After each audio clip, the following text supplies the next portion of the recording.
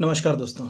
MPPSC transport vehicle transport sub inspector exam 2025 अगले सप्ताह exam है। अब आप ये सोच रहे होंगे कि ये मैंने एमसीक्यू क्यों लेके आया, है ना। एक्चुअली देखिए, इसकी कोई मेरे कोई ना तो कोर्स था, ना कोई टेस्ट सीरीज, ना कुछ ऐसा कुछ भी नहीं था। बहुत सारे बच्चे मुझसे कह रहे थे कि सर अब लास्ट मोमेंट में हम कैसे क्या चीज़ों का रिवीजन करें। तो मैंने कुछ क्वेश्चंस इसमें लेकर आया हूँ और उसमें ये बताने की कोशिश करूंगा कि अभी आप हाल फिलहाल में आपने जो पढ़ लिया वो तो वेल गुड है, बहुत अच्छा है, उसको अब आप नहीं छेड़ें, कुछ नया तो कुछ भी नहीं करना है। बट जैसे जो उसमें इंपॉर्टेंट एक्ट हैं या जो चीज़ अब हम एक हफ्ते में कि कैसे हम जो दैनिक जीवन से जुड़ी हुई चीज़ें हैं जो इस पेपर में पूछी जा सकती हैं, उनमें हम क्या करें, उसके कुछ टॉपिक्स में आज आपको करवा रहा हूँ। तो शायद मुझे लगता है कि आपको कुछ अच्छी हेल्प इसमें हो जाएगी, है ना। तो अगर आपने ये फॉर्म भरा है तो इस वीडियो से आपको हेल्प होगी। तो चलिए शुरू करते हैं। जैसे पहला क्वेश्चन है हमारा कि सड़क मार्ग द्वारा वाहन अधिनियम 2007 की धारा 17 के तहत निम्न में से किस स्थिति में एक सामान्य वाहक परिवहन के लिए उसे सौंपी गई किसी भी खेप के पारगमन में नुकसान विनाश या क्षति के लिए जिम्मेदार जगह कहा जाए होगा। किस स्थिति में जगह कहा जाए होगा? पहला, बलवा और जो है वो सिविल अशांति, विधिक आदेशिक अधीन गिरफ्तारी, वाहन चलाते समय दुर्घटना, या देवकृत यानी एक्ट ऑफ गॉड। तो एक्सीडेंट, वाहन चलाते समय दुर्घटना, पहले तो समझ लीजिए, मैं ये एक्ट ही आपको पूरा दिखा देता हूँ। इस प्रश्न को समझिए और एक्ट को समझिए। प्रश्न जो है वो ये कह रहा है कि भाई किस स्थिति में जो भी अगर कहा जाए वाहक है, मतलब वाहक का मतलब है कि कोई व्यक्ति अगर किसी कैरियर की सहायता से किसी सामान को एक जगह से दूसरी जगह पहुंचा रहा है तो ये जिम्मेदारी उसकी है। जिम्मेदारी अगर मान के चलो उस सामान को कोई नुकसान हो जाता तो किस स्थिति में हम उसकी जिम्मेदारी तय नहीं कर पाएंगे, आप उसके खिलाफ कोर्ट में नहीं जा पाएंगे। पहला कि कहीं कोई रॉयट हो गया, बलवा हो गया, गाड़ी में कोई आगजनी हो गई, तब वो अगर का उत्तरदायी नहीं है।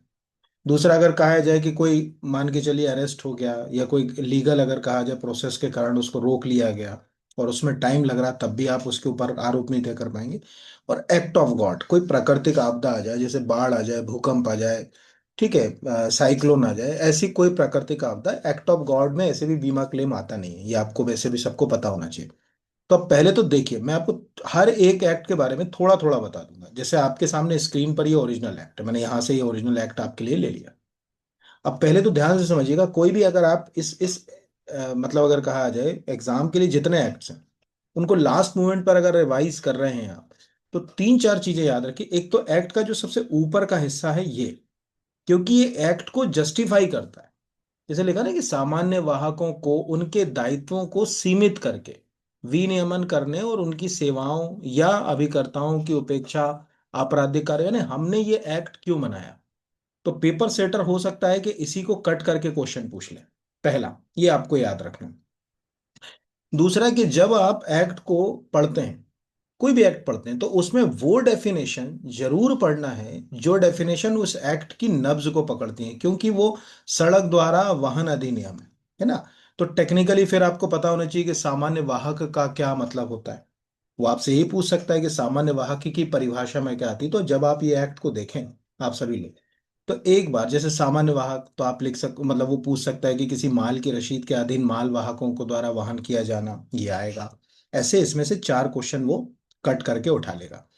तो इस बात को आपको जो है वो ध्यान रखना है। एक्ट बहुत बड़ा नहीं है, आपको दिख रहा होगा बहुत छोटा सा एक्ट है, कोई चैप्टर में डिवाइड नहीं है, केवल 22 सेक्शन में है। और इस 22 सेक्शन में भी जो है वो हमारे काम के जो है वो दो तीन ही सेक्शन रहेंगे। ठीक है, पहला सेक्शन जो है वो अगर कहा जाए अपील का, आपसे पूछ सकता है कि भाई अपील का प्रावधान क्या है। दूसरा जो है वो माल की रसीद का, कि भाई माल की रसीद के बारे में जो अगर कहा जाए क्या प्रावधान है। तीसरा, वाहन जो अगर कहा जाए सामान्य वाहक के दायित्व का।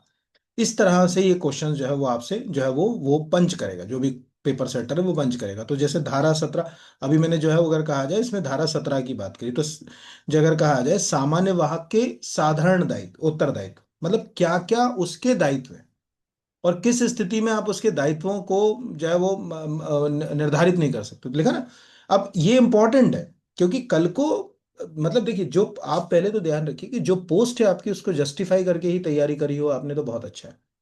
ठीक है, अभी हम जितने क्वेश्चन देखेंगे उसमें जैसे ये इश्यूज वहां आ सकते हैं कि कोई कहे साहब ये जो अगर कहा जाए इसमें हमारा सामान फंसा हुआ है, आप कहोगे भाई, वो अगर कहा आ जाए कि कोई मतलब युद्ध काल वाली स्थिति है, कोई देवकृत है, मतलब हालांकि कोशिश करिए कि इसमें इंग्लिश में पढ़िए तो ज्यादा अच्छा है, हिंदी में बड़ा कठिन होता है ना। आपको एक्ट ऑफ गॉड याद रखने में ज्यादा दिक्कत नहीं आएगी।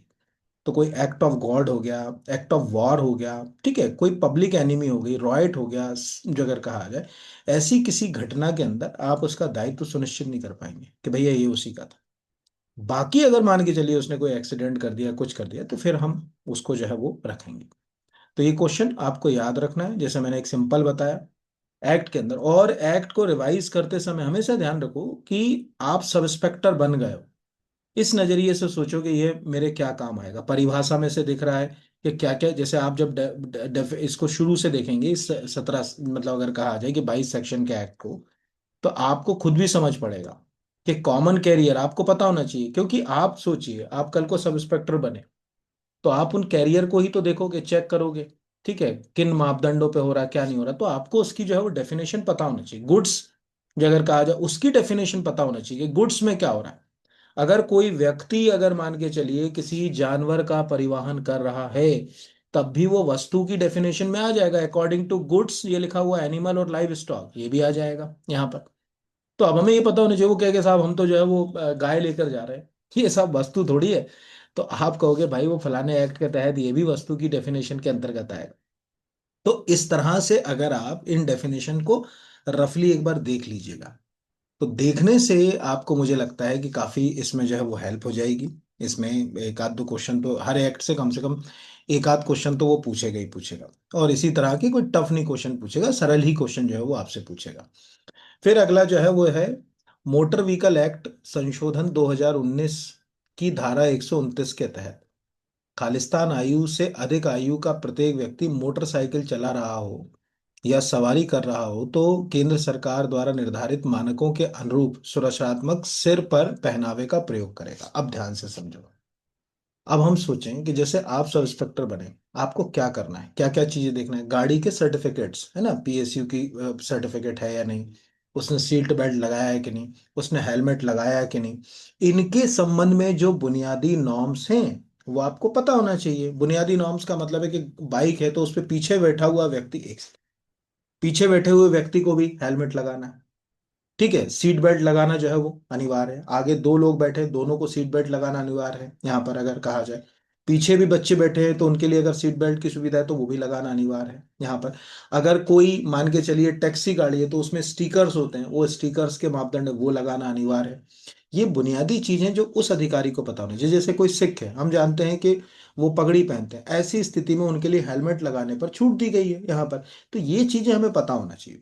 तो जो एक्ट हैं ओरिजिनल, जैसे अगर कहा जाए मोटर व्हीकल अधिनियम जो है वो 2019 में जो संशोधित हुआ, यहाँ पर ये खोल रखा है मैंने आपके लिए, इसमें एक सेकंड यहाँ, तो आपको दिख रहा होगा मोटर यान संशोधन अधिनियम 2019, इसमें ये प्रावधान है। अब जब इसको भी आप पढ़ोगे, तो मैंने क्या कहा, जैसे मान आपको मालूम है, जैसे पहले ही सेक्शन, आप समझो कि क्या आपके लिए जरूरी है कि नहीं है।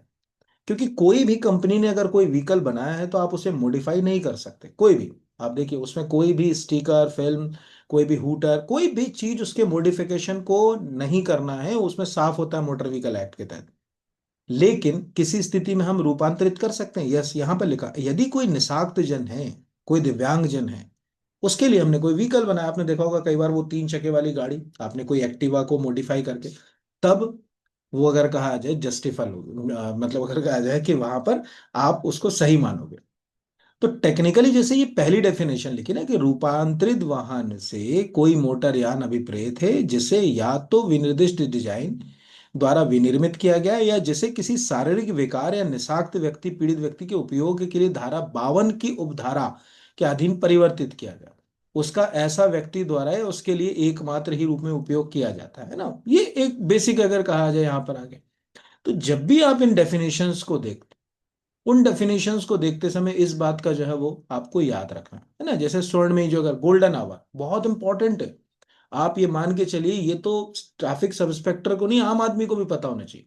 गोल्डन आवर का मतलब है कि कोई भी जब दुर्घटना घटती है तो उसके पश्चात का जो 1 घंटा है, उस घंटे में हम अगर उसको मान के चलिए नियरेस्ट कहीं जो अगर कहा जाए लेकर चले जाए हॉस्पिटल या कहीं भी, तो उसके बचने की जो अगर कहा जाए संभावना ज्यादा होती है उस समय।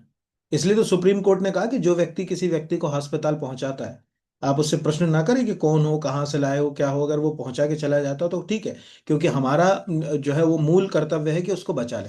अब प्रश्नकर्ता क्या करेगा, वो आपसे पूछेगा व्हाट इज गोल्डन आवर, है ना। तो अगर जो है अगर कहा जाए हम इसी प्रश्न को इंटरनेट पर सर्च करें, आप ये चीजों को ध्यान रखिए भाई, आपकी पद के अनुरूप क्या चीज पूछी जाएंगी ये तो मायने रखता है ना। आप क्या चीज है, कल को दुर्घटना घटेगी तो आपका पहला दायित्व ये है कि गाड़ी ने किसको ठोका, किसको मारा, ये नहीं देखना है। पहला दायित्व है कि उसके अंदर अगर कोई व्यक्ति फंसा हुआ है, अगर कोई व्यक्ति की जान जोखिम में आ चुकी है, ठीक है, ब्लीडिंग हो रही है, तो उसको नियरेस्ट हॉस्पिटल में पहुंचाना जिससे कि उसकी जान बचाई जाए, बाकी चीजें तो बाद में हो जाएंगी। लेकिन कई बार हम इसको उल्टा करते। तो यहां पर अगर कहा जाए, ठीक है, अब जैसे दुर्घटना के समय, दुर्घटना के समय गोल्डन आवर क्या होता है, जैसे हमने एक सिंपल अगर कहा जाए एक प्रश्न इंटरनेट पर टाइप किया, तो अगर हम यहां पर देखें, the golden hour is the accident refers to the critical first 60 minute after the severe जो अगर कहा जाए traumatic injury where the death death, बाकी तो हमारे कोई काम करे। अब आपको ये समझ पड़ा। इसीलिए जो अगर कहा जाए कि राज्य सरकार केंद्र सरकार क्या कर रही है, कई सारे अवार्ड्स, एक सेकंड बेटा होल्ड, 1 मिनट होल्ड कीजिएगा बस। तो आपने जो भी ये एक्ट में पढ़ा कि गोल्डन आवर, तब आपने इसको कैसे कनेक्ट किया, मतलब आप पूरे एक्ट को मतलब देखो बहुत समय है आपके पास। आज जो ये मैं वीडियो बना रहा, आप कल और परसों सैटरडे और संडे 2 दिन भी अगर ये काम करोगे तो आपको बहुत हेल्प हो जाएगी। अब इसको आपको लिंक करके पढ़ना है। जैसे यहाँ पर लिखा गोल्डन आवर, आपने क्लिक एक तरफ कर लिया कि हाँ यार वो फलाने मोटर व्हीकल एक्ट में गोल्डन आवर का प्रावधान है 1 घंटे का। हमने अब सरकार भी क्या गोल्डन आवर को प्रमोट कर रही है, तो उसके लिए अगर हम क्या करें कि भाई सरकार कर रही है कि नहीं कर रही, तो हम यहाँ पर एक सिंपल कीवर्ड टाइप करें, मध्य प्रदेश राहवीर योजना। ठीक है, हमने यहाँ पर एक योजना ली। अब आपको यहाँ पर एक योजना मिल गई, ये लिखा है मध्य प्रदेश की राहवीर योजना, सड़क दुर्घटना में घायल व्यक्ति की जान बचाने के लिए नागरिकों को प्रोत्साहित करने के लिए एक तरह से पीड़ित को गोल्डन आवर, दुर्घटना के 1 घंटे के बाद अस्पताल पहुंचाने वाले व्यक्ति को 25,000 रुपए के नगद एवं प्रशस्ति पत्र से सम्मानित करने से जुड़ी हुई योजना है। अब आप खुद देखिए ना, आपने ये 2025 में ही शुरू हुई योजना, आपने एक करंट अफेयर्स का क्वेश्चन तैयार कर लिया, एक जो अगर कहा जाए मोटर व्हीकल एक्ट का ओरिजिनल जो है वो अगर कहा जाए, आप ये मोटर व्हीकल एक्ट पढ़ रहे हो, मोटर व्हीकल एक्ट का कर लिया, और एक जो अगर कहा जाए सब्जेक्ट का, मतलब 3 तरह के क्वेश्चन आपने एक ही जगह, लेकिन आप इसको एक जगह अगर अरेंज करके लिख लो तो जो है अगर कहा जाए चीजें आएंगी। जैसे लेकर राहवीर योजना के लिए पात्रता, राहवीर योजना क्या है, ये सब चीजें जो है वो इससे जुड़ी जाएंगी। तो टेक्निकली ये बहुत इंपॉर्टेंट है कि सड़क दुर्घटना में, और ये इसी साल की है, देखा ना 27 मई 2000 जो अगर कहा जाए, सड़क दुर्घटना में घायल व्यक्ति की जान बचाएं पाए 25,000 गोल्डन आवर। तो अभी जब आप मोटर यान संशोधन अधिनियम 2019 पढ़ रहे हैं, आप सोचो कि 109 पेज का अधिनियम पूरा पढ़ लूं, नहीं पढ़ पाओगे, साल भर में नहीं पढ़ पाओगे। आप इसके अंदर से वो चीज ढूंढिए जो एज ए सब इंस्पेक्टर आपको वहां काम आने वाली है ना। जैसे अब ये गए, हमने इसमें जो अगर कहा जाए कि छोड़ दिया, बाकी चीजें जो अगर कहा जाए, ध्यान से धीरे धीरे जब आप बढ़ोगे उसमें देखिए कि भाई फीस के लिए क्या प्रावधान किया गया, अगर कोई व्यक्ति सीट बेल्ट नहीं लगा रहा है तो क्या प्रावधान किया, अगर कोई हेलमेट नहीं लगा रहा है तो क्या प्रावधान किया गया। ऐसी चीजों को इसके अंदर ढूंढना है, इनके ऊपर हमको काम करना है। जैसे जो धारा मैंने आपके लिए प्रश्न में चुनी यहाँ पर, उस धारा को मैं आप दिखाऊं, आप अगर अपने किसी फ्रेंड से भी पूछेंगे, मतलब कि यार क्या लगता है कितने साल के व्यक्ति को जो है वो हेलमेट लगाना चाहिए, वो कहेगा यार 18 साल के जो अगर कहा जाए व्यक्ति को हेलमेट लगाना चाहिए कम से। तो आप यहाँ बता सकते हैं कि यार ऐसा नहीं है हेलमेट लगाने के लिए, क्योंकि जान जोखिम में जाएगी तो सभी की जाएगी। तो उसके ऊपर हमको काम करना होना चाहिए, है ना। तो ये एक आप इसको जब देखें तो पूरा एक्ट मत पढ़िए, है ना। पूरे एक्ट के दो फेस होते हैं, एक होता है अधिकारी के लिए जो आपके दायित्व का, एक होता है सिस्टम के लिए जब आप कोर्ट में जाओगे। इस एक्ट का किसी भी एक्ट का 90% हिस्सा वकीलों के लिए होता है, 10% हिस्सा होता है आम आदमी के लिए, जानकारी के लिए, है ना। वहां पर कैसे कैसे किसके तहत जो प्रावधान किया जाएगा उससे, तो वो जो सेक्शन है वो मैं आपको पढ़ के दिखा देता हूँ चाहो तो अभी। तो जैसे ये यहाँ पर एक सेकंड है ना, अभी अपन यहाँ चले गए, अभी एक सेकंड, बहुत बड़ा एक्ट है, पूरा आपको ऐसे भी नहीं करना है। और एक काम, हाँ और एक और चीज, ये इस तरफ वाले जो अगर कहा जाए ये चीजें पढ़ना है, इस तरफ के जितने भी की पॉइंट्स लिखे ना, इस तरफ अगर कोई की पॉइंट इस तरफ एक्सप्लेन किया गया है, जैसे किस्म अनुमोदन प्रमाण पत्र परीक्षण, तो आपको पता होना चाहिए धारा 110 खा किसी भी मोटरयान के अंतर्गत कोई ट्रेवलर्स, अर्ध ट्रेवलर्स, मॉड्यूलर हाइड्रोक्लोराइड, ये आपको पढ़ना पड़ेगा। इधर वाले पॉइंट्स पढ़िए, आपको इसी में से क्वेश्चन आएगा। तो जैसे मैंने जो क्वेश्चन उठाया वो यहां से उठाया कि धारा 119 ठीक है, क्या बोल रही, ऐसा व्यक्ति जिसकी आयु 4 वर्ष से अधिक है और जो किसी वर्ग या विवरण की मोटरसाइकिल का चालन या उसकी सवारी कर रहा है या उस पर ले जाया जा रहा है जब वह सार्वजनिक स्थान पर हो, ऐसे मानकों के अनुरूप संरचनात्मक सिर पर पहनावे को पहनेगा जहां केंद्रीय सरकार द्वारा विहित किया जाए। परंतु अब देखो वहीं जो मैंने बोला ना, नीचे क्या लिखा, परंतु इस धारा के उपबंधों में ऐसे किसी व्यक्ति पर लागू नहीं होगी जो सिख है और सार्वजनिक स्थान पर मोटरसाइकिल का चालन या उस पर सवारी कर रहा है, हो तो पगड़ी धारण कर रहा है। अगर पगड़ी धारण कर रहा है तो उसके ऊपर ये लागू नहीं होगा। इस तरह से ये आपको, अब जैसे हेलमेट है, आपको आज आप खुद देखिए आपके घर में हेलमेट लगा, आप ये भी देखिए कि हेलमेट का आईएसआई मार्क क्या होता है, उसमें आईएस नंबर होता है। आप उस आईएस नंबर को इंटरनेट पे सर्च करिए तो ब्यूरो ऑफ इंडियन स्टैंडर्ड का एक यूनिक नंबर आएगा हेलमेट के लिए। आप देखिएगा, आप कहोगे अच्छा यार ये चीज हमने अभी आज देखी कि आईएस पीछे लिखा हुआ नंबर, इससे हम उसको लें। तो ऐसे क्वेश्चंस आपको पूछेगा, ये आप याद रखिएगा। तो ये जो एक्ट है ओरिजिनल, इन एक्ट के अंदर जो जैसे लिखा ना कि सड़क सुरक्षा की इलेक्ट्रॉनिक मॉनिटरिंग, तो अब आपको समझ पड़ गया कि इलेक्ट्रॉनिक मॉनिटरिंग कैसे हो रही। तो धारा 136 के तहत राज्य सरकार राष्ट्रीय राजमार्गों, राजमार्गों के भीतर सड़कों पर, शहरी क्षेत्रों पर इलेक्ट्रॉनिक मॉनिटरिंग कैसे करेगी, कैमरे लगाएगी। अब ये क्यों लिया, आज आप मान के चलिए कोई कैमरा लगाया, उसमें आपने किसी की रिकॉर्डिंग कर ली, अब वो कोर्ट में चला गया आपके खिलाफ कि ले साहब ये तो जो अगर कहा जाए कि वो हाईवे पे कैमरा लगा था उसमें तो फलाना मेरा रिकॉर्डिंग हो गया ना, फलाना ही हो गया। अभी आपने देखा कि कोई एक कपल का एक वीडियो किसी ने रिकॉर्ड करके उससे पैसे मांग लिए, तो वो न्यायालय में जाएगा। तो न्यायालय में जाएगा तो न्यायालय उसको डांट के भगाएगा, कहेगा बेटा कि जो सड़क सुरक्षा इलेक्ट्रॉनिक मॉनिटरिंग सिस्टम है उसमें मोटर व्हीकल एक्ट के तहत अधिकार है स्टेट को, सेंट्रल को, वो लगा सकती है हाईवेज के ऊपर। तो ये एक्ट में कुछ चीजें ऐसी डाली जाती हैं जिसका हमसे भी संबंध है और कानूनी प्रक्रिया से भी संबंध है, दोनों के बीच वो संतुलन पैदा करने के लिए जो अगर कहा जाए उसको लाया जाता है। तो ये क्वेश्चन मैंने बता दी कैसे आएंगे, है ना। अब क्या है कि देखिए मैं पूरा तो आपको नहीं करा पाऊंगा, उसका कारण ये है कि अब चूंकि मैं पढ़ा ही नहीं रहा हूँ ये टॉपिक अभी, यानी इस विषय को। बट चूंकि कुछ बच्चों ने मुझसे कहा था कि सर एक बार थोड़ा सा बता दीजिए कि हम लास्ट मोमेंट पे कुछ रिवीजन अगर करें तो क्या करें, तो आप अगर इसको करेंगे मैं आपको प्रॉमिस कर रहा हूँ आपको बहुत हेल्प होगी। फिर अगला, किसी कार के, ठीक है, कैम्बर एंगल का संबंध निम्नलिखित में से किससे है। ठीक है, first one is engine torque, air bag, vehicle alignment, उपरोक्त सभी। तो सॉरी, व्हील अलाइनमेंट, उपरोक्त सभी, तो ये व्हील अलाइनमेंट से। तो पहले तो आपको दिख रहा होगा ये जो है अगर कहा जाए नेगेटिव और पॉजिटिव कैम्बर। अब आप कहोगे ये हमसे क्यों जुड़ा हुआ, या सिलेबस में हमारे क्यों डाला गया है, तो आप देखिए, सोचिए गाड़ी का व्हील अलाइनमेंट अगर बिगड़ जाए तो गाड़ी के टायर जो है अगर कहा जाए अपना एंगल बिगाड़ देंगे जिससे कि टायर एक ओर से घिसना शुरू हो जाएगा। सोचिए अगर टायर एक ओर से घिसेगा तो क्या ये किसी भीषण दुर्घटना को जो है वो जन्म नहीं दे सकता। आपको मालूम होगा कि जो ये जो आजकल रेडियल टायर आते हैं उनमें एक स्टील की बेल्ट होती है अंदर, और ये हाईवे पे गर्म हो जाती है, और अगर मान के चलिए आपका व्हील अलाइनमेंट नहीं है तो दिक्कत होगी। अगर मान के चलिए अगर कहा जाए व्हील अलाइनमेंट के साथ अगर कहा जाए आपकी व्हील बैलेंसिंग नहीं है, दो वर्ड यूज होते हैं, एक होता है व्हील अलाइनमेंट। व्हील अलाइनमेंट का मतलब ये जो टायर हैं आपके दोनों, अगर मान के चलिए वो एक, जैसे आप कार खरीदते हो, नहीं कभी ध्यान से देखिएगा, जब कार और बाइक खरीदते हो तो उसके चके के ऊपर छोटे छोटे रेशे जैसे होते हैं, वो इसलिए लगाए जाते हैं कि कहीं आपकी गाड़ी का व्हील अलाइनमेंट बिगड़ा हो तो आपको समझ पड़ जाए कि ये एक तरफ का जो अगर कहा जाए ये रेशेदार स्ट्रक्चर खत्म हो गया, मतलब कि गाड़ी का टायर, नया के नया टायर बर्बाद हो जाएगा। इनसे बेनिफिट क्या है, और आप सब इंस्पेक्टर बनोगे तो क्या बेनिफिट है अगर व्हील एलिमेंट नहीं है। व्हील बैलेंसिंग नहीं होती, आप में से जो भी कार चलाता है, कार वाइब्रेट होती, आप हाईवे पे अगर 60-70 चलाओगे तो स्टेयरिंग वाइब्रेट होता है, इससे कोई भीषण दुर्घटना हो सकती है, कार जो है अपना रास्ता भटक सकती है, कोई दुर्घटना घट सकती है।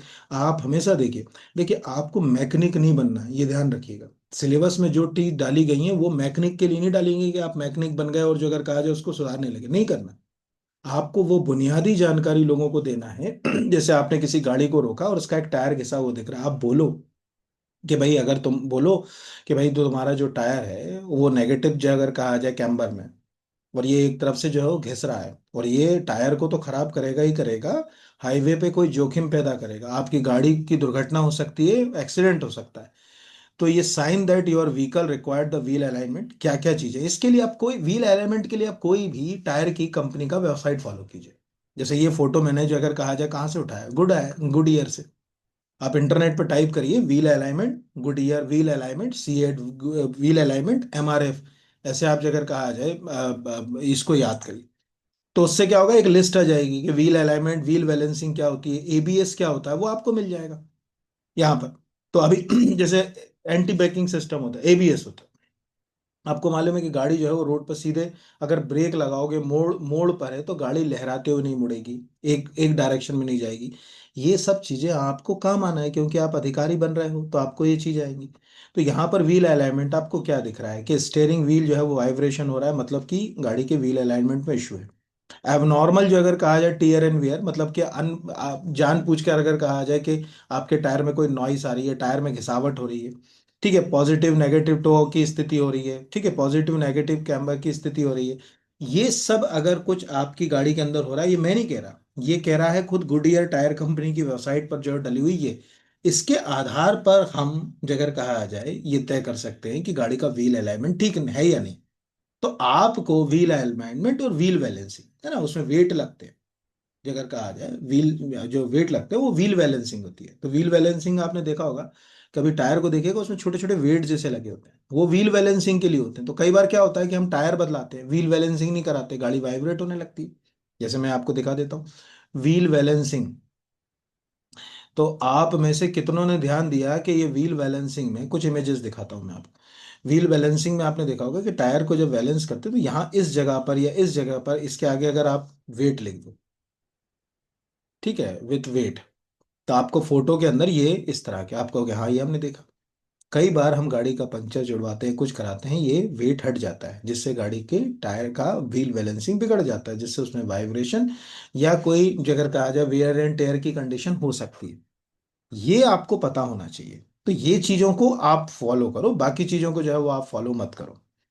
फिर अगला जो है वो BS6 स्टेज 2 का दुनिया का पहला प्रोटोटाइप, ठीक है, इलेक्ट्रिफाइड जो है वो फ्लैक्स फ्यूल व्हीकल किस कंपनी द्वारा विकसित किया गया। अब ये मैंने क्यों लिया समझिए।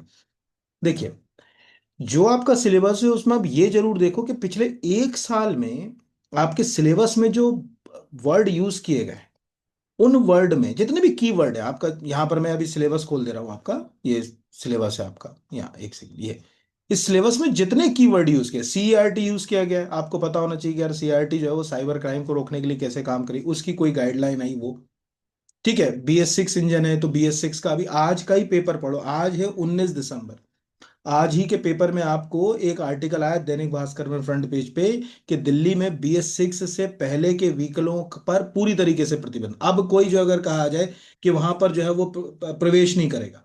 तो आपको ये पता होना चाहिए कि यार सेंट्रल पॉल्यूशन कंट्रोल बोर्ड कैसे काम कर रहा है, BS6 मापदंड क्या है, BS6 इंजन जो है वो भारत में कब जो है अगर कहा जाए उपयोग में लाए गए, वो करंट से जैसे यहाँ पर डला है ना BS4 BS6, तो आपको पता होना चाहिए कि BS4 कब आए, या आपको पता होना चाहिए भारत स्टेज एमिशन स्टैंडर्ड जो अगर कहा जाए वो BSES क्या होते हैं, वो आपको पता होना चाहिए।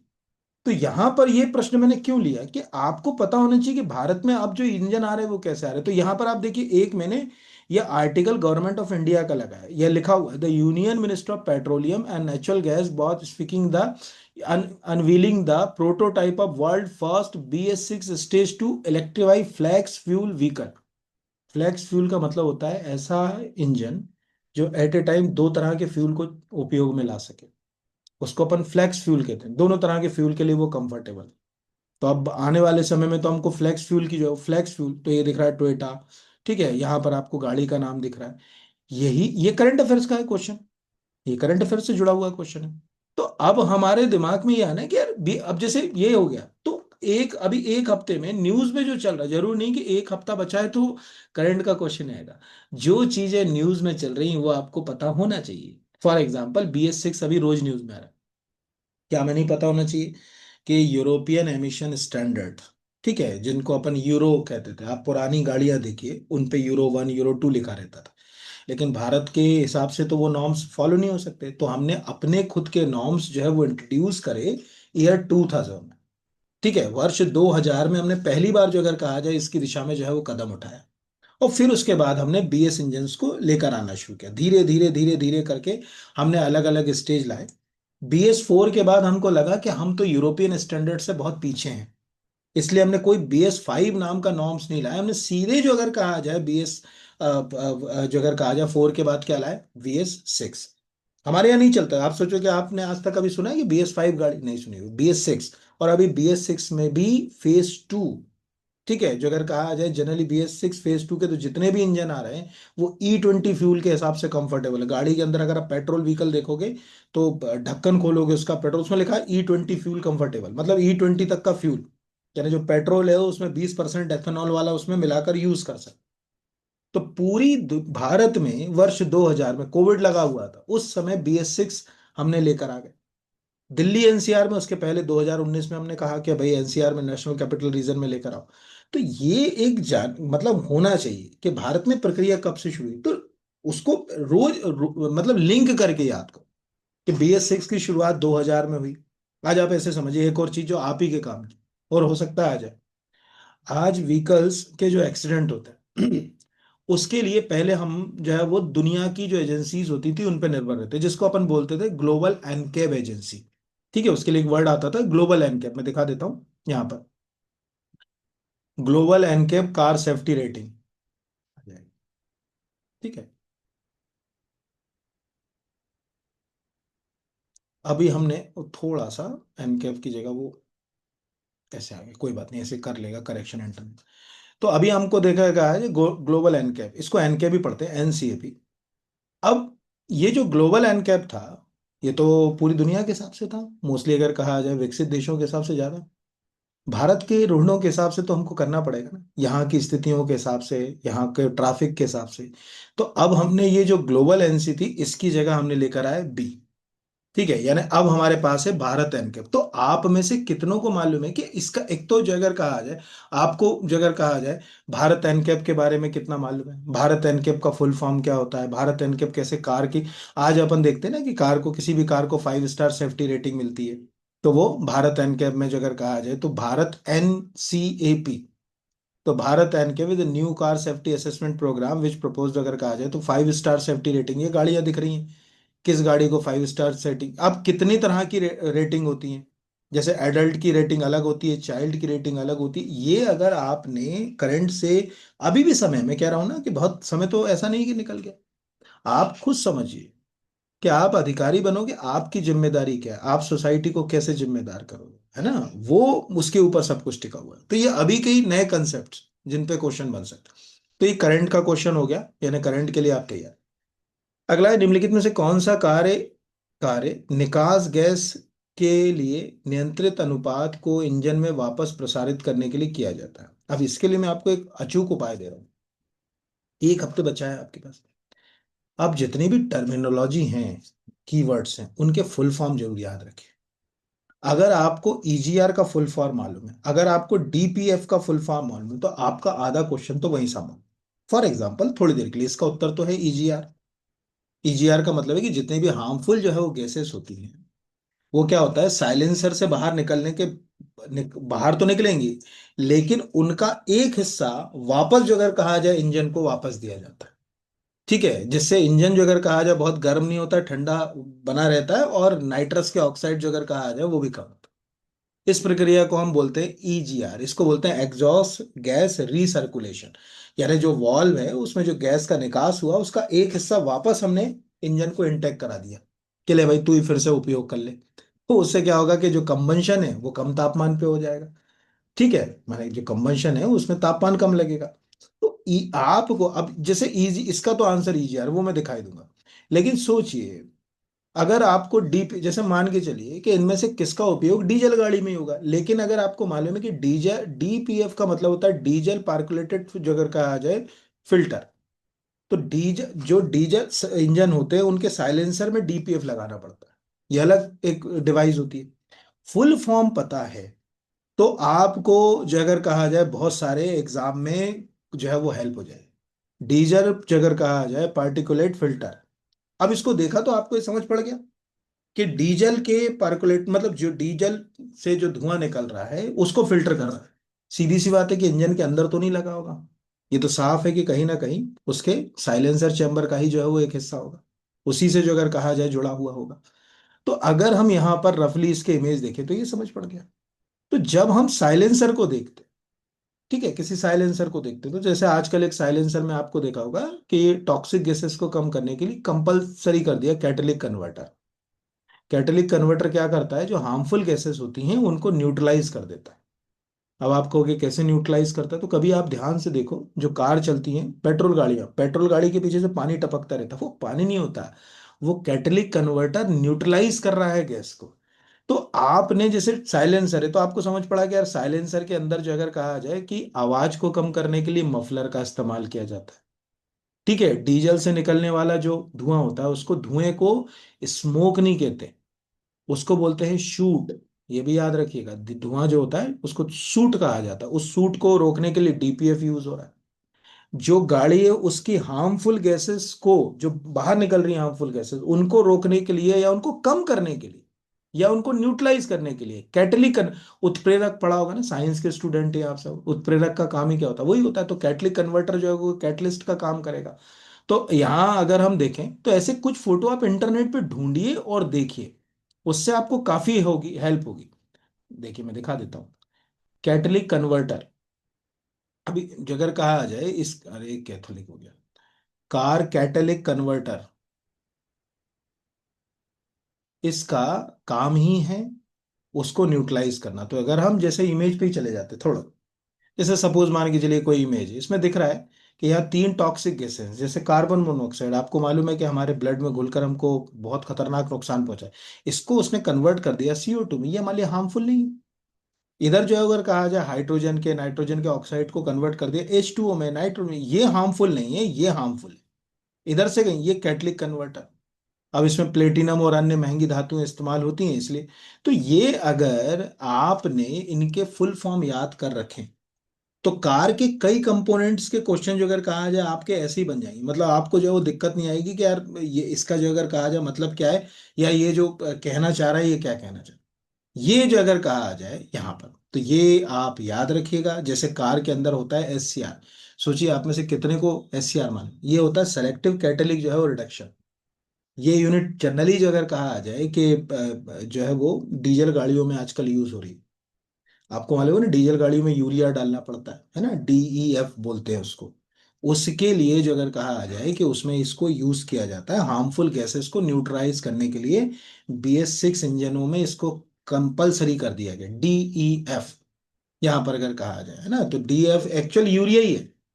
अब आप सोचिए ना अगर आपको आ जाए कि DEF क्या है, तो डीजल एग्जॉस्ट फ्लूइड, यहाँ पर कि वो जो बाहर निकलेगा उसमें क्या बाहर जाएगा, हार्मफुल जाएगा कि नहीं जाएगा। तो उसके चूंकि उसमें सबसे ज्यादा हम लोग जनरली यूज करते हैं जो है वो यूरिया का, इसलिए लोग बाग जो है वो DEF को यूरिया ही कहने लगे कि वो यूरिया होता है, हालांकि उसमें यूरिया का एक परसेंट होता है, निश्चित परसेंट, लगभग अगर कहा जाए 30 से 35%, एग्जैक्ट तो मुझे भी नहीं मालूम, इंटरनेट पे ढूंढेंगे तो मिल जाएगा।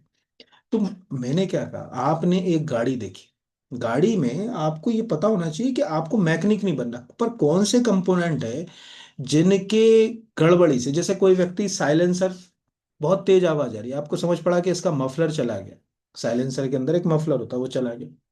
आपको लगा कि बहुत काला धुआं फेंक रही, मतलब आपको समझ पड़ा कि कैटलिक कन्वर्टर इसने निकाल के फेंक दिया, या कैटलिक कन्वर्टर चोरी हो गया तो इसने लगवाया नहीं। ठीक है। या अगर कहा जाए कि मतलब यही चीजें जो है वो अभी BS जो अगर कहा जाए 2 की कोई गाड़ी चला रहा है, BS4 की गाड़ी चला रहा है, आप कहोगे कि भाई ये गाड़ियां प्रतिबंधित है, बट आपको पता तो होना चाहिए कि BS2 क्या BS4 क्या, यहाँ पर तब जाके चीजें पकड़ में आती।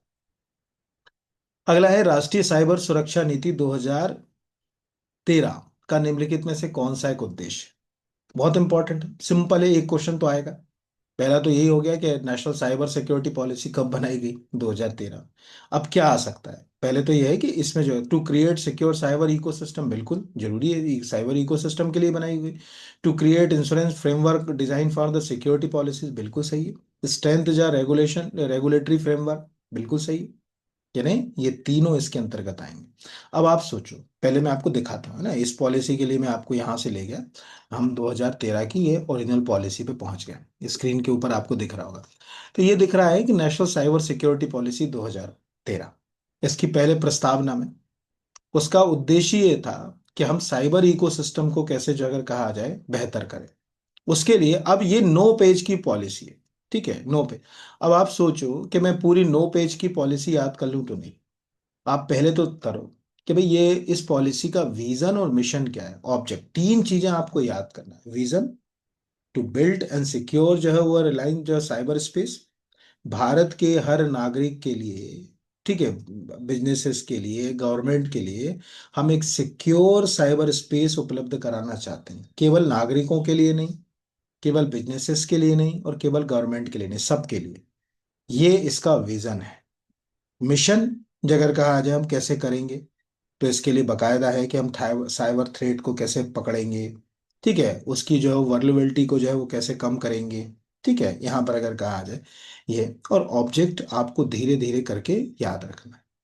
तो प्रश्न क्या करेगा, जितना मुझे समझ पड़ता है, वो आपको या तो पूछेगा कि इसका विजन क्या है, या पूछेगा मिशन क्या है, या वो पूछेगा इनमें से कौन सा इसका एक ऑब्जेक्ट नहीं है, ठीक है, कौन सा है। तो जैसे लिखा ना, to enhance the create the national land जो है अगर सेक्टर लेवल 24/7 मैकेनिज्म, 24 घंटे सातों दिन जो अगर कहा जाए सुविधाएं उपलब्ध कराना साइबर सिक्योरिटी से संबंधित, ठीक है। टू क्रिएट द वर्कफोर्स, यही सेम क्वेश्चन आ जाएगा कि भाई 2013 की उस नीति के तहत हम कितने वर्कफोर्स को जो है वो तैयार करें, 5,500, 5 लाख, 5 करोड़, वो ऐसा पूछेगा तो दिख रहा है कि भाई ये 5 लाख जो है वो प्रोफेशनल जो है वो स्किल्ड को हमको साइबर सिक्योरिटी के लिए अगले 5 साल में तैयार करना, उस समय की पॉलिसी। आज की स्थिति में क्या, गॉड नोस। पर चूंकि सिलेबस कर्ता ने भी तो वहीं की चीज डाली है, तो हमको भी उसके हिसाब से सोचना पड़ेगा कि वो क्या कह रहा है। तो ये जो पॉइंट है, इनमें से वो पॉइंट जरूर ढूंढना चाहिए जो पॉइंट लगता है कि यार ये क्वेश्चन थोड़ा टेक्निकल पूछेगा तो कंफ्यूज कर देगा, जैसे यही आ गया तो कंफ्यूज कर देगा। इस तरह से आपको जो है वो प्रश्न जो है वो कर्ता के द्वारा प्रश्न पूछे जाएंगे। तो रफली इसको आप एक बार देखेंगे तो मुझे लगता है कि आपको काफी जो है वो इससे हेल्प हो जाएगी। ठीक है, अगले क्वेश्चन की ओर बढ़ते हैं। एक सेकंड, एक मिनट रुकिएगा ना, एक एक मिनट रुकिएगा। वो क्या हुआ है कि, एक सेकंड होल्ड कीजिए, वो दूसरी जगह चला गया एग्जैक्टली कर्सर के साथ। एक सेकंड बेटा, मैं इसको वापस ले लेता हूँ। ठीक है, वो थोड़ा सा कर्सर में कुछ इशू आ रहा है, ठीक है, कोई दिक्कत नहीं। यहाँ तक हो गया था। अगला है, निम्नलिखित में से कौन सा एक वाहनों में उपयोग किया जाने वाला क्लच का भाग नहीं। ठीक है, क्लच, प्रेशर प्लेट, बिना प्रेशर प्लेट के क्लच चलेगा नहीं। आपने देखा होगा क्लच में जब आप क्लच दबाते हो तो वो प्रेशर प्लेट ही ऐसे चिपकती और दूर होती है। यहाँ पर रिलीज लीवर, अगर कहा जाए जो आप यूज करते हो, फ्रिक्शन डिस्क, क्लच के अंदर जैसे कई बार होता है ना, लोग बाग कहते हैं यार भैया थोड़ा क्लच साफ कर दो, क्या करता है उसको खोल के वो उसमें फ्रिक्शन के कारण जो चीज होती है उसको साफ कर देता है।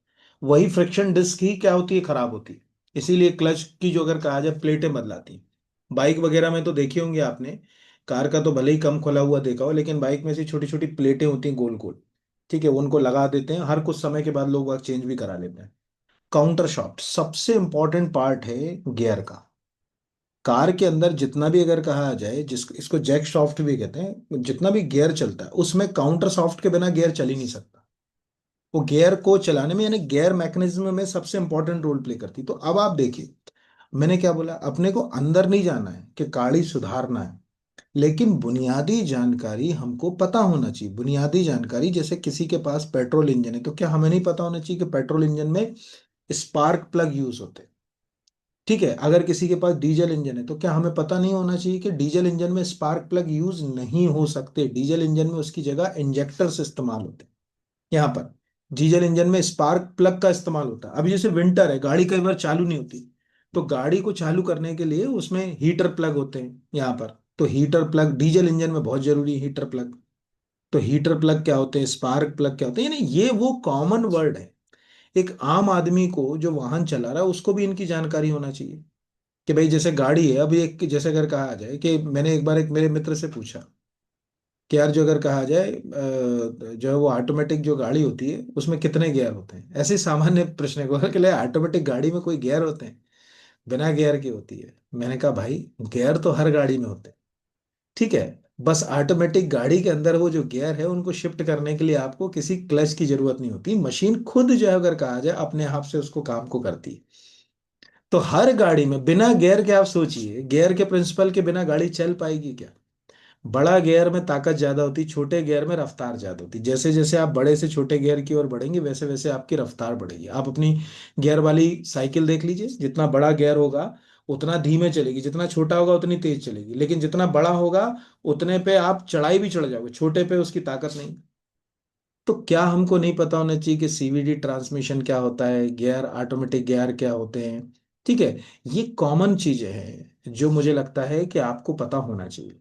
तो आप जैसे ये हो गया तो आपको यहाँ समझ पड़ गया कि आप pressure plate, release lever, friction disc, counter soft. तो अभी अगर आप एक काउंटर सॉफ्ट का फोटो भी देखेंगे तो आपको लगेगा यार ये काउंटर सॉफ्ट वास्तव में जो अगर कहा जाए कि बहुत इंपॉर्टेंट रोल प्ले करते हैं, ऐसे क्वेश्चन जो है वो आते हैं। ये बिल्कुल वैसा ही है जैसे मैंने अभी बोला ना कि आप अगर फुल फॉर्म, अब आप सोचिए, जमाने से लोग एमआरएफ का टायर यूज कर रहे हैं, जमाने से। और एमआरएफ के टायर मतलब अगर कहा जाए ना कि एक मानक है, कि भैया जो अगर कहा जाए कि एक मानक के रूप में जो है वो, या बट हम में से कितनों को मालूम है कि वो एमआरएफ का मतलब होता है Madras rubber factory, MRS, Madras रबड़ फैक्ट्री। मैं ये नहीं कह रहा हूं कि आपको कोई एमआरएफ का फुल फॉर्म लिखने को आएगा, लेकिन अगर मान के चलिए किसी को ये बता दिया जाए कि वो मद्रास रबड़ फैक्ट्री, तो आपके दिमाग में इतना तो क्लियर हो गया कि वो रबड़ से संबंधित चीजें ही बना रही होगी। तो उस तरह से फिर अगला, ई चालान प्रणाली निम्नलिखित में से किस एप्लीकेशन के साथ ठीक है एकीकृत है? वाहन, ठीक है, ये आप याद रखिएगा। मैं रिक्वेस्ट करूंगा एक बार वाहन पोर्टल को अच्छे से ध्यान से देखिए, एक बार सारथी पोर्टल को अच्छे से देखिए। दोनों से इंटीग्रेटेड है, ये मैं आपको दिखा देता हूँ। ये स्क्रीन को दिख रहा होगा, what is e challan? E challan is अगर कहा जाए comprehensive digital solution of the transport department से जुड़ा हुआ है। Traffic police delivered to the Android based mobile application और web portal. It is an initiative of the government of India, जो है वो यहाँ पर। और अगर आप इसमें नीचे देखोगे तो इसमें बकायदा पूरी प्रक्रिया है। और इसमें ये है कि आप किसके साथ इसको अटैच कर सकते हो, कौन कौन से उससे जो है वो कनेक्ट है। तो ये दोनों जो है वो पोर्टल के साथ जो है वो कनेक्ट है। ये आपको याद रखना है ना, मैंने जो है वो दोनों के नाम बताए कि वो वाहन से भी हैं, तो ये लिखा हुआ e challan is integrated with Vahan and Sarathi application and provides the number user friendly जो है वो feature converting the major functions और इकोसिस्टम। बाकी तो आपको याद रखने की जरूरत नहीं। तो आजकल आपने देखा होगा कि ई चालान ही आपके आ रहे हैं। तो आपको हाई सिक्योरिटी नंबर प्लेट इसमें, लेकिन ये है कि हाई सिक्योरिटी नंबर प्लेट जो है वो बहुत जरूरी होती है अगर ऑटोमेटिक चालान सिस्टम पर हम जा रहे हैं। तो सरकार तो उसके लिए कर ही रही है प्रयास यहाँ पर। तो ये एक बुनियादी बात है जो जानकारी में। अब जैसे यहाँ पर हो गया, अब तीसरा था फास्टैग। अब वहाँ एलिमिनेट भी कर सकते हैं। जब हम हाईवे पे सफर करते हैं तो टोल बूथ्स के ऊपर जो पैसा कटता है वो फास्टैग का कटता है। फास्टैग काम किस टेक्नोलॉजी पे करता है? वो करता है RFID। उसको फुल फॉर्म होता है रेडियो फ्रिक्वेंसी आइडेंटिफिकेशन टेक्नोलॉजी।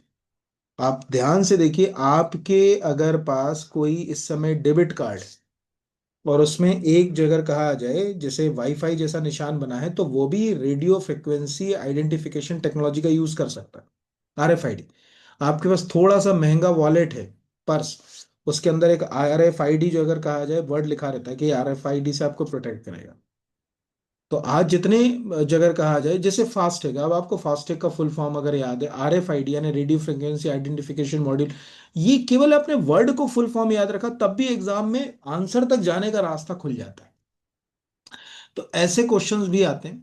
फिर प्री क्योर ट्रेड, ये आपके सिलेबस के टॉपिक लिए बने हैं। प्री क्योर ट्रेड जो अगर कहा जाए रबड़ री ट्रेडिंग प्रक्रिया को आमतौर पर किस नाम से जाना जाता है? इसको बोलते हैं कोल्ड प्रोसेस जो है वो रीट्रेडिंग।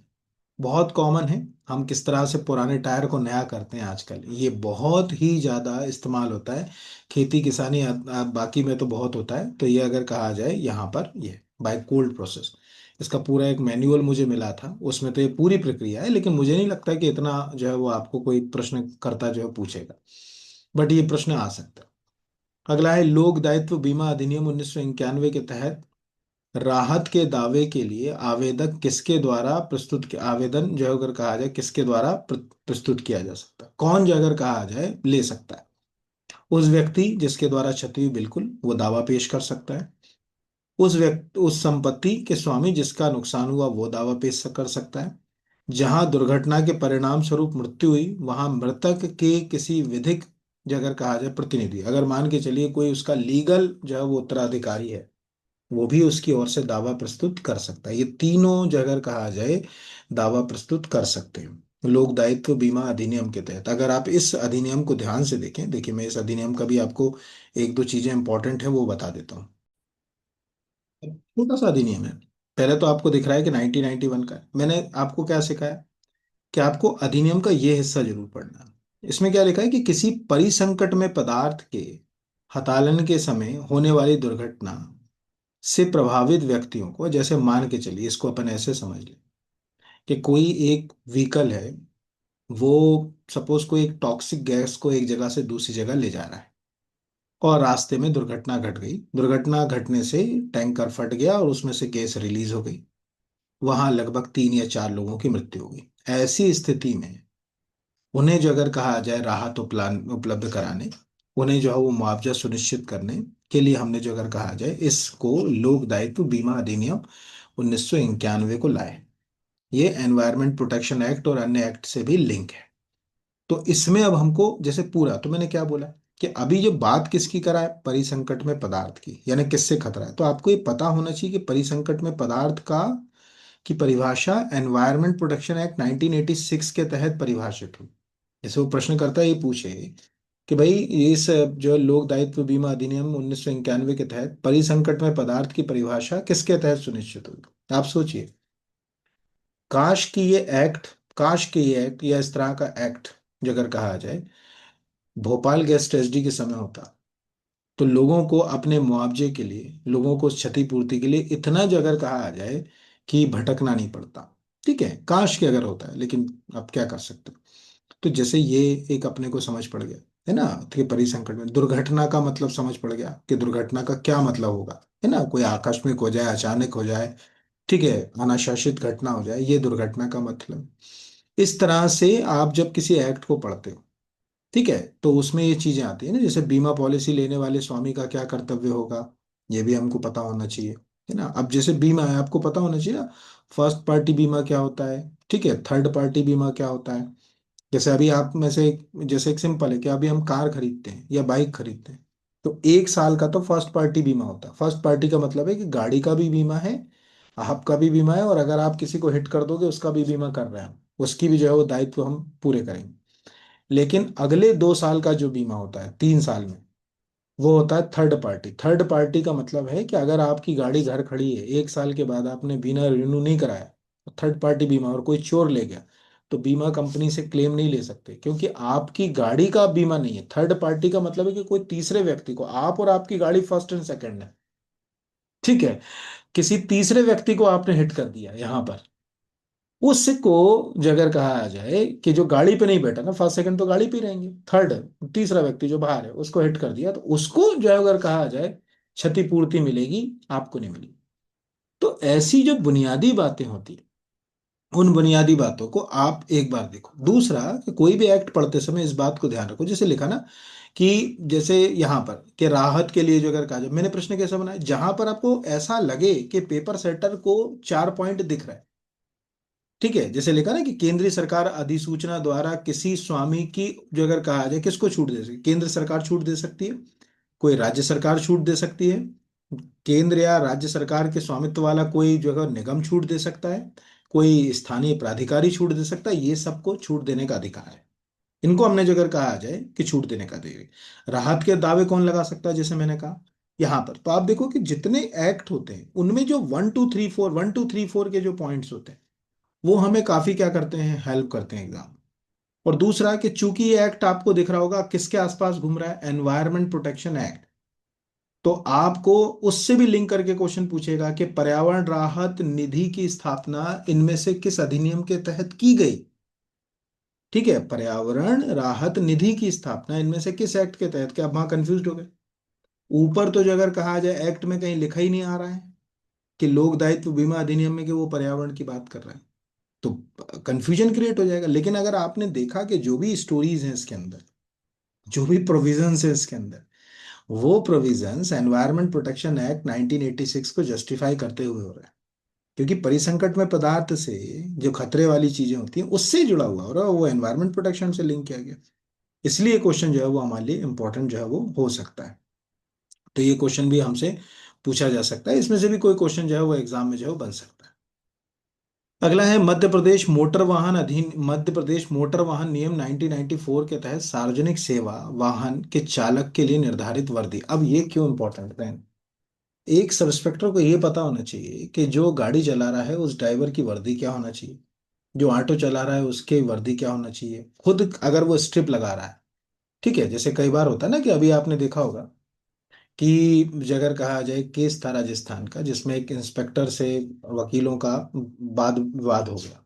तो उन्होंने कहा कि साहब आप तो वर्दी भी नहीं पहने हो, और आपने जो अगर कहा जाए कि नेम प्लेट भी नहीं लगा रखी है, तो उसके बाद कोर्ट ने एक्शन ले लिया। तो हमें पता होना चाहिए कि कानूनी रूप से ये प्रक्रियाएं जरूरी हैं। जैसे लिखा है कि सार्वजनिक मोटर वाहन नियम 1954 के तहत, सॉरी 1994 के तहत जो है वो सेवा वाहन के चालक के लिए निर्धारित वर्दी में किसे शामिल किया गया है? तो पब्लिक जो सर्विस व्हीकल का कोई ड्राइवर है पहला, ठीक है, फ्लैप के साथ 4 जेबों वाली खाकी की बुश शर्ट। दूसरा, 2 जेबों वाली जो अगर कहा जाए कि खाकी की कोट। तीसरा, खाकी की फुल पैंट। चौथा, खाकी टोपी या पगड़ी। इनमें से ये तीनों को शामिल किया गया, 2 जेब वाली खाकी बुश शर्ट और खाकी कोट को शामिल नहीं किया गया। अब आप कहोगे ये कैसे? तो आप जब इस 1994 के एक्ट को यहाँ पर आप जाओ, देखिए मैं दिखाता हूँ आपको। इसमें एक सेकंड देखिए, 1 मिनट है ना, 1 मिनट में इसका ओरिजिनल एक्ट मुझे अब निकालना पड़ेगा डाउनलोड करके। मैं ये दिखाता हूँ आपको, ये है एक्चुअल, इससे खुलेगा वो यहाँ से। तो जब आप इस पे जाओगे यहाँ पर, तो आपको ये बकायदा, ये 1994 का खुल गया ना, मध्य प्रदेश जो है वो मोटर व्हीकल रूल 1994। तो जैसे मैंने आपको बताया कि भाई ये ऊपर वाला आपको पता होना चाहिए। इस रूल में जैसे यहाँ पर है ना, क्या चीज़ है, पैसेंजर का मतलब क्या होता है ये आपको पता होना चाहिए। रीजनल ट्रांसपोर्ट ऑफिसर का मतलब क्या होगा ये आपको पता होना चाहिए। मतलब डेफिनेशन आपको बहुत इंपॉर्टेंट है। जैसे ट्रांसपोर्ट इंस्पेक्टर क्या मीनिंग होगा, transport inspector, transport sub inspector और assistant transport sub inspector mean the officer appoint as a such by transport commissioner. यानी यहाँ पर साफ कहानी है कि भाई इसकी अपॉइंटमेंट की अथॉरिटी किसके पास है, ट्रांसपोर्ट कमिश्नर के पास है, उससे इसको जोड़ दिया। अब प्रश्नकर्ता यही पूछ ले कि कौन अपॉइंट करेगा। ठीक है, प्रश्नकर्ता परिवहन मंत्री अपॉइंट करेगा या ऐसा कुछ भी दे दे। तो जो डेफिनेशंस हैं वो डेफिनेशंस को लिंक करना आना चाहिए, तब जो अगर कहा जाए है ना। तो इसमें नीचे जब आप जाओगे, ये बहुत बड़ा है, इसमें नीचे आप जाओगे तो इसमें यही बताया गया कि भाई ड्राइवर के लिए क्या मापदंड है, कैसे कपड़े पहनेगा, क्या करेगा। तो ये मैंने उसका यहाँ पे लगा दिया है कि uniform from driver of public service vehicle, खाकी बुश शर्ट या कोड विथ 4 पॉकेट, या अगर कहा जाए खाकी फुल पैंट, खाकी कैप और टर्बन। ठीक है, या तो अगर कहा जाए खाकी कैप लगा ले, या वो पगड़ी लगाता हो तो पगड़ी लगा दे। डिस्प्ले ऑफ नेम प्लेट, उसका नेम प्लेट का भी, उसका साइज भी लिखा हुआ है। ठीक है, ये यहाँ पर जो मैंने इसलिए यहाँ पर दूसरा क्वेश्चन लिया कि मोटर वाहन जो है वो अधिनियम के तहत नाम पट्टिका के प्रदर्शन में किस आकार की देवनागरी लिपि में अक्षर लिखित होने चाहिए। 6 mm। ये जो है वो आपको दिख रहा होगा यहाँ पर, ये तो ये आपको दिखा हुआ होगा कि with the name of driver is bold with the letter in the Hindi in Devanagari script of the size of 6 mm। The cost of such plate, वो बाकी तो जो अगर कहा जाए वो हमारे लिए काम का है नहीं। ये हमको पता चला। अब आप कहोगे मतलब देखो पूरा एक्ट तो मैंने कहा ना कि आपको नहीं पढ़ना, लेकिन इतना जो है वो आपको पता होना चाहिए। फिर जो अगर कहा जाए कि digital personal data protection act 2023 की कौन सी धारा सही सम्मिलित नहीं है, देखो ये क्वेश्चन अभी चूंकि करंट में न्यूज में, इसीलिए जो अगर कहा जाए आपको पता होना चाहिए। जैसे लिखा है प्रोसेसिंग ऑफ पर्सनल डाटा, ठीक है, अगर कहा जाए ऑफ चिल्ड्रन, सेक्शन 9।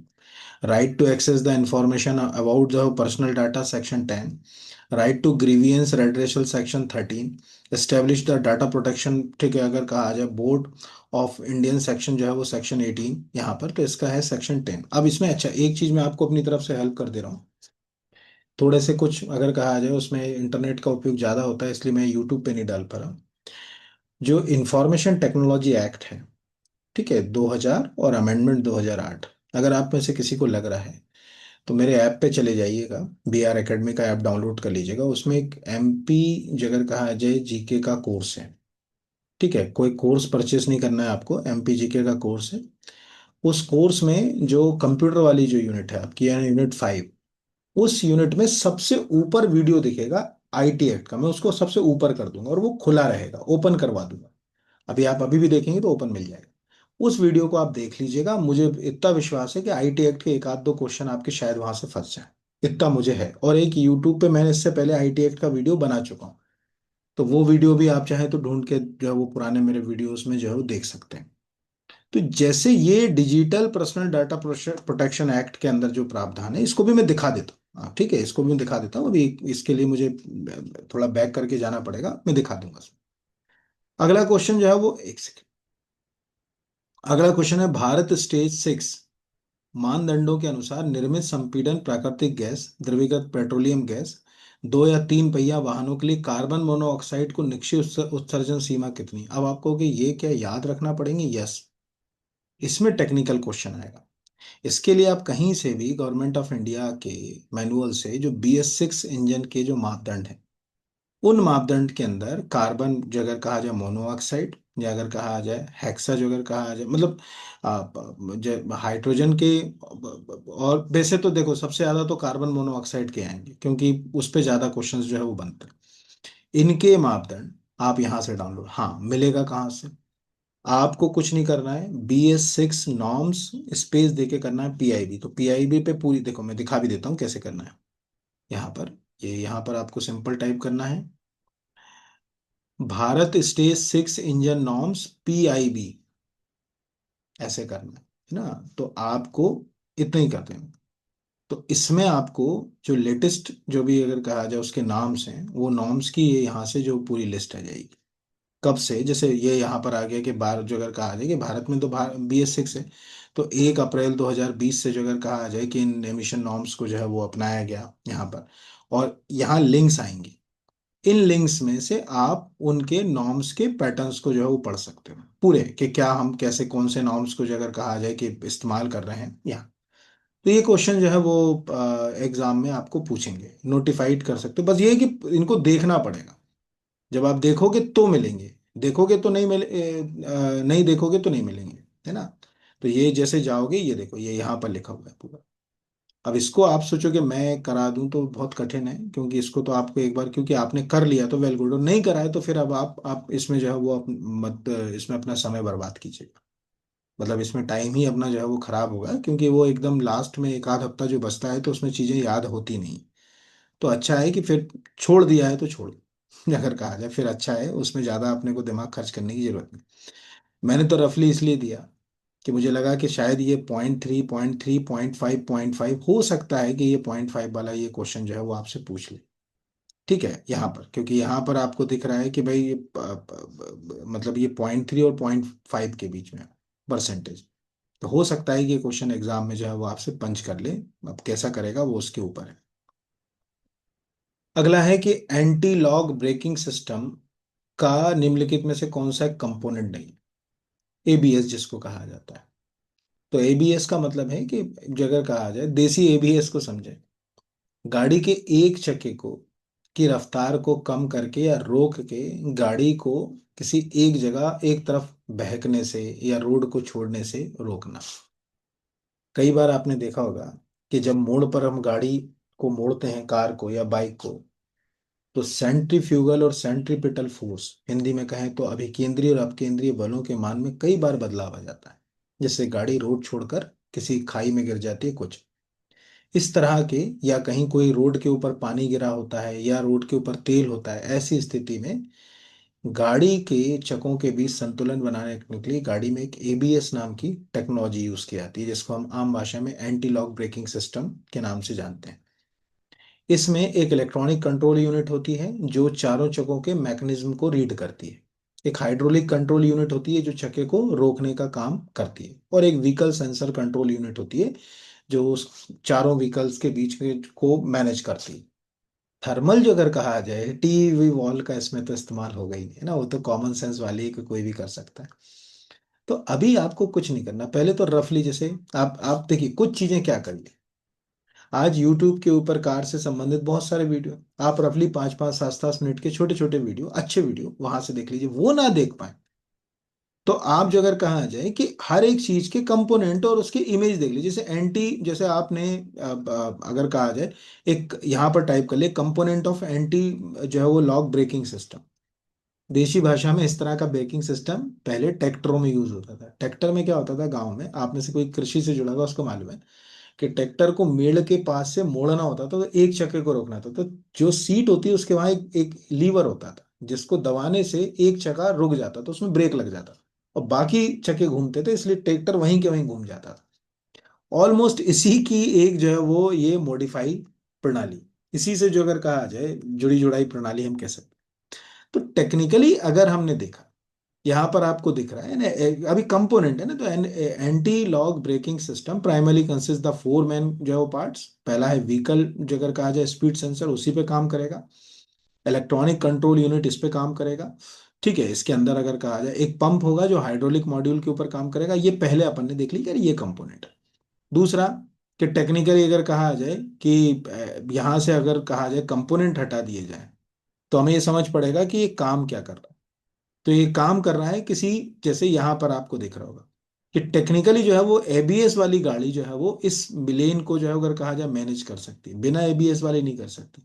तो वो लेन छोड़ के इधर उधर निकल जाएगी। तो इस तरह से ये जो अगर कहा जाए कि गाड़ी जैसे आप विद एबीएस है, आपने जो अगर कहा जाए इस तरह से विदाउट जो है वो एबीएस है, एक्सीडेंट होने की संभावना ज्यादा है। आजकल गाड़ियों में जनरली जितनी भी कार हैं उनमें तो एबीएस प्रणाली जो है वो आती है।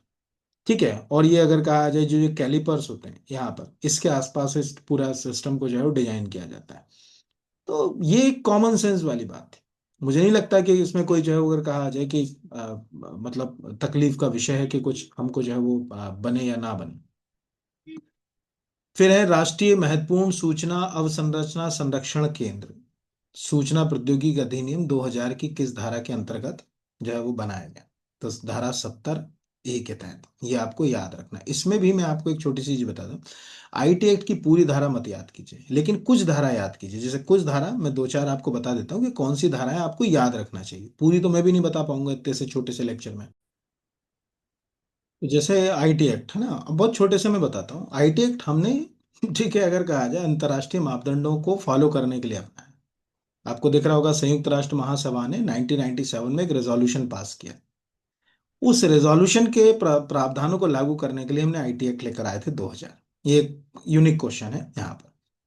दूसरा, आईटी एक्ट की धारा 2 में आपको मालूम है डेफिनेशन, मैंने हमेशा बोला कि डेफिनेशन पूरी याद नहीं करना, लेकिन computer network, computer resource, cyber security, data digital signature, ये सब शब्दों की डेफिनेशन आपको देखना चाहिए यहाँ पर।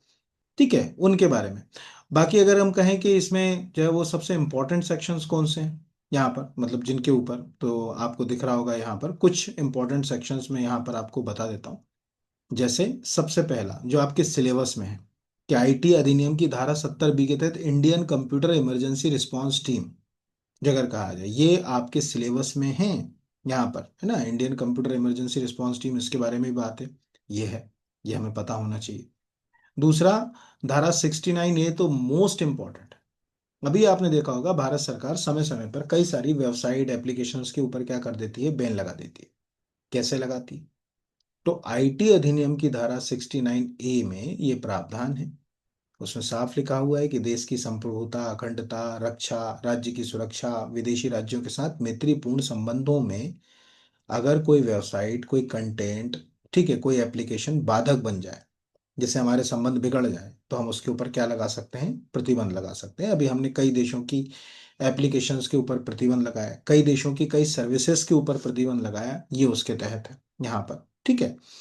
तो इस तरह से आज हम देखें कि इंटरनेट के ऊपर सबसे ज्यादा गलत तरीके से चीजें प्रसारित हो रही हैं, तो वो अश्लील कंटेंट है। यहाँ पर अगर कहा जाए खासकर एडल्ट कंटेंट या पोर्नोग्राफी रिलेटेड जो कंटेंट है उसको कैसे मैनेज करें। तो दिखा है कि आईटी अधिनियम की धारा 66 के तहत अश्लील सामग्री का इलेक्ट्रॉनिक रूप से प्रकाशन एक अपराध है। बाद में आईटी अधिनियम में 2008 में जब संशोधन किया गया, तो धारा 67A और 66B के तहत कामुकता व्यक्त करने वाली सामग्रियों को भी दंडित अपराध माना गया।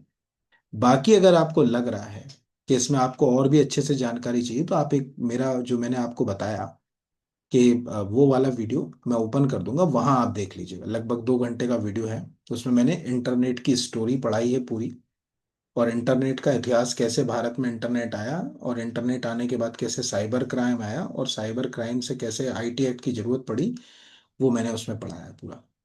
तो अभी तो धारा 66 साइबर कंप्यूटर से अपराध, 66 है किसी को भी आक्रामक संदेश भेजना, 66C पहचान चोरी, ठीक है, 66F साइबर जो है वो आतंकवाद, आजकल साइबर टेररिज्म भी हो रहा है, ये सब पर जो है वो क्वेश्चन जो है वो बन सकता है।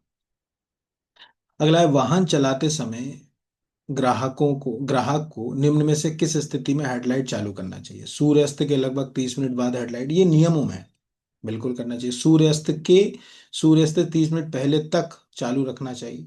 जब कोहरा बारिश दृश्यता 100 मीटर से कम कर दे तो अपनी हेडलाइट चालू करें, और उपरोक्त सभी केसेस में, इन सब केसेस में इसको चालू करना पड़ेगा। अब आप कहोगे ये आपने कहाँ से लिया, तो आपको एक काम और करना है लास्ट मोमेंट पे, जो आप अगले 1-2 दिन में कर सकते हो सकता है कि आज इस वीडियो को देखने के बाद आप कर सकते हो। अलग अलग स्टेट्स की जो ट्रांसपोर्टेशन डिपार्टमेंट की वेबसाइट है उनको रीड करो। जैसे ये क्वेश्चन मैंने कहाँ से लिया, वो वेबसाइट मैं आपको दिखाता हूँ। मैंने चंडीगढ़ ट्रांसपोर्टेशन डिपार्टमेंट की वेबसाइट फॉलो करी, देखिए। ये जो वेबसाइट है ना, जैसे ट्रांसपोर्ट डिपार्टमेंट चंडीगढ़, इसमें मैंने जब इसको देखा, तो इसमें मुझे कई सारी जानकारियां मिली क्विक लिंक्स में और अन्य चीज़ों में, कि हमको क्या, जैसे ना गेट ड्राइविंग लाइसेंस यहाँ पर, तो ये लिखा know about the road science safety, give a mock, मतलब इनको अगर हम ध्यान से देखें, इसी वेबसाइट को हम ध्यान से देख लें, तो इसमें हमको ऑलमोस्ट एंटी ब्रेकिंग सिस्टम क्या होता है, ट्रैफिक सिग्नल्स क्या होते हैं, ट्रैफिक रूल क्या होते हैं, कब हमें गाड़ी जो अगर कहा जाए लाइट चालू करना चाहिए, कब नहीं करना चाहिए, ये जानकारी आपको हर, जैसे एक ही जगह आपको जो अगर कहा जाए कि पूरी जो है वो जानकारियां मिल गई, कौन कौन से रूल्स हैं क्या हैं, ये है कि हर राज्य के रूल्स कुछ बुनियादी जो है वो अलग होते हैं। बट अगर आप इस तरह से स्टेट्स की जो वेबसाइट्स होती हैं उनको भी फॉलो करते हैं, जैसे आपको समझ पड़ा कि यार वाहन पोर्टल का संबंध किससे है, सारथी जो अगर कहा जाए पोर्टल का संबंध किससे है, ठीक है, ई चालान हम कैसे अप्लाई करेंगे, वाहन की डिटेल्स हम कैसे जो है वो देख सकते हैं यहाँ पर अगर कहा जाए, और अन्य जो अगर कहा जाए रोड सेफ्टी से संबंधित, वाहनों से संबंधित जो जानकारी है, वो जो अगर कहा जाए हम इनसे हासिल कर सकते हैं। आप हर स्टेट, आप एमपी का देख लीजिए, दूसरे स्टेट्स का देख लीजिए।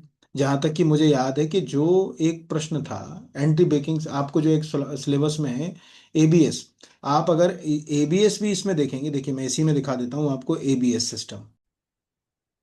तो अभी तो वेबसाइट ही नहीं खुल रही इसकी, वो मतलब वो लिंक ओपन नहीं हो रही उसमें। कई बार क्या होता है इंटरनेट का एरर वगैरह भी रहता है। ओवरऑल तो मैंने आपको कुछ क्वेश्चंस कराने की कोशिश करी। मेरा ये मानना है कि आप बुनियादी चीजें, जैसे अगर कहा जाए कि उसने सेकंड लॉ ऑफ थर्मोडायनेमिक्स, आपको बेसिक तो पता होना चाहिए कि हम एनर्जी को पूरी 100% अगर कहा जाए कन्वर्ट नहीं कर सकते, उसका कुछ ना कुछ लॉसेस होता है, हीट के फॉर्म में, या व्हीकल्स में तो हीट के फॉर्म में, इंजन जितना गर्म हो रहा है उतना एनर्जी को लॉस कर रहा है ना। तो लॉ ऑफ जो अगर कहा जाए थर्मोडायनेमिक्स के बारे में, यानी आप समझिए कि आपको अंदर नहीं जाना। जैसे मानक इंजन हमको मालूम है कि कॉर्नोट इंजन जो अगर कहा जाए कि व्यवहारिक जीवन में लॉ ऑफ थर्मोडायनेमिक्स साफ कहता है कि आप कॉर्नोट इंजन नहीं बना सकते। ठीक है, तो ये इस तरह के जो क्वेश्चंस हैं जो भी हैं, अब मैं तो पूरा तो पेपर समझा भी नहीं सकता, बट आप कम से कम इनकी वेबसाइट, जैसे CR3, इसकी एक वेबसाइट आप देखिए, आपको समझ पड़ेगा कि यार बकायदा एक्ट, जैसे ये सिंपल चलेगा ना ये, अब इसी तरह का हमारे एमपी में भी ये CR3 की वेबसाइट हो गई। आपको यहाँ समझ पड़ा कि CRT in operation since January 2004, consistent CRT in the Indian cyber community, यहाँ पर काम कर रही है। किसके अंतर्गत आ रही है? मिनिस्ट्री ऑफ इलेक्ट्रॉनिक इंफॉर्मेशन जो है वो टेक्नोलॉजी के अंतर्गत जो है वो आती है, उसी के अंदर काम करती है। किस एक्ट के तहत काम कर रही है? तो इंफॉर्मेशन टेक्नोलॉजी एक्ट 2008, जो अगर कहा आ जाए कि उसके तहत जो है वो ये काम इसको दिए गए, क्या क्या काम दिए गए, ये सब काम दिए गए अभी। तो ऐसे अगर आप जब आप सिलेबस को देखोगे, तो सिलेबस के अंदर उससे जुड़े कीवर्ड्स को, जो बुनियादी कीवर्ड है उसको अंदर मत जाओ, बुनियादी कीवर्ड जो अगर कहा जाए उसको जरूर एक बार कर लो। जैसे अभी मैंने बोला ना कि BS6 आपको पता होना चाहिए कि BS6 कब आया। ठीक है, सेंट्रल पॉल्यूशन कंट्रोल बोर्ड कैसे काम कर रहा है। जैसे हमको ये भी पता होना चाहिए कि सेंट्रल पॉल्यूशन कंट्रोल बोर्ड 1974 में बना। तो वो एक जगह कहा आ जाए स्टेटूटरी इंस्टीट्यूशन है। वो उस समय जब हमने जो है वो जल प्रदूषण अधिनियम बनाया था 74 में, उसके तहत बनाया। ये जो वर्ड लिखे हैं इनके फुल फॉर्म तो पता होना चाहिए, लेकिन हल्का फुल्का। जैसे अगर कहा जाए कि DPF, तो रफली दिख रहा है कि यार DPF अभी अपन ने देखा ना, डीजल पार्कुलेटेड फिल्टर, तो अपने को जो है वो समझ पड़ा है कि यार कहीं ना कहीं किसी फिल्टर से जुड़ा हुआ है। और इससे जो अगर कहा जाए कि जो डीजल से निकलने वाला शूट है, डीजल के धुआं जो शूट के नाम से ज्यादा जाना जाता है, उसको कैसे रोकेंगे। ऐसे आप इनको रफली अगर एक बार देखोगे, तो मुझे लगता है कि शायद आपको कुछ इसमें जो है वो हेल्प होगी। यहाँ तक ये एक मैंने कोशिश करी है आपको हल्के फुल्के कुछ क्वेश्चंस कराने की। हालांकि क्या है कि लंबा वीडियो बच्चे देखते नहीं। मैं चाहता कि 2 घंटे का बना दूं या 2.5 घंटे का, तो कोई देखना पसंद नहीं करता। आजकल सबको 10-15 मिनट में सब चीज़ें चाहिए होती हैं। इसलिए जितना मुझसे बन सका कि आप एक्ट को पढ़ें तो कैसे पढ़ें, किन चीज़ों पर ज़्यादा ध्यान दें, वो मैंने इसमें समझाने की कोशिश की। तो धन्यवाद आप सभी को, खूब उन्नति कीजिए, आगे बढ़िए, अच्छे शांत मन से पेपर करेंगे तो आपको काफ़ी इसमें जो है वो हेल्प हो जाएगी। धन्यवाद।